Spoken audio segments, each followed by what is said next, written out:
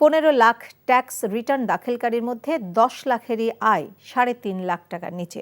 তাই করমুক্ত আয়ের সীমা আরও বাড়ালে করদাতার সংখ্যা ও আদায়ের পরিমাণ কমে যাওয়ার শঙ্কার কথা জানিয়েছেন জাতীয় রাজস্ব board NBR chairman Abdur Rahman খান।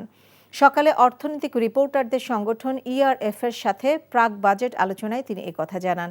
কর ফাঁকি রোধে এনবিআর এবার আরও কঠোর হবে এমনটা জানিয়ে চেয়ারম্যান বলেন, আয় কম হলে করও কম দেবে, কিন্তু ফাঁকি দেয়া যাবে না।